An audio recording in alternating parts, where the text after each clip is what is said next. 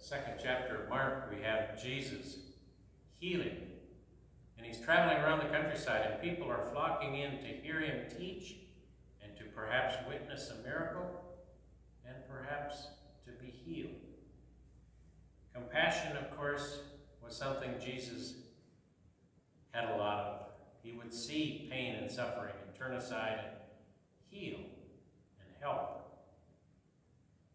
Jesus could feel the hurts of others, and he had the power to ease that pain. We don't have that same kind of power, but we do have the opportunity to be compassionate, to try and do whatever we can to help others in times of need. And this story is a story like that, where friends do whatever they had to do to help their friend be healed. Listen for the moments when compassion helps people do what is brave. And remember also that in the Bible, in the healing stories of Jesus, the healing just doesn't bring the person back to health. The healing also then restores that person to the community, to his family, to the opportunity to be included in worship and to work for a living. The healing gave back to the sick person their whole life. One day Jesus visited someone's home, and everybody heard that he was there, and they were so excited to see him because they heard he healed and helped people be a part of their communities again.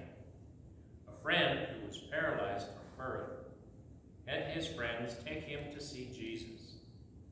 When the group got there, it was so crowded there was no way to get to Jesus through all the people. They had an idea. They climbed up on the roof of the house and made a hole in the roof above where Jesus was. And then they lowered their friend into the room. When Jesus saw the faith of the friends, he was encouraged, and he told their friend, "I see you and love you. You are made whole for your community. Your sins are forgiven." And some of those temple leaders that were there to challenge and question and wonder about Jesus, they were watching and listening, and when they heard him say this to the friend who was paralyzed, they were angry. They thought to themselves, "Who does Jesus think he is?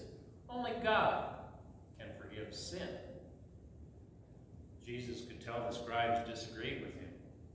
So he said to them, "I know what you're thinking right now, but what's easier? To say, 'I see you and love you, your sins are forgiven'? Or is it harder to say, 'Get up and walk'?" I'll show you that it's possible to do both. With compassion, Jesus turned to the friend who was paralyzed and said, "Get up, pick up your mat, and go home." The man stood up amazed. He picked up his mat and went home with his friends. Everyone was so happy they praised God because they had never seen anything like this before.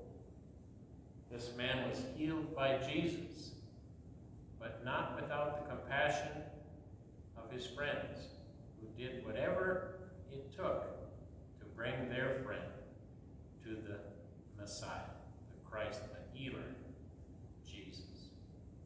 Let's look for those opportunities to be friends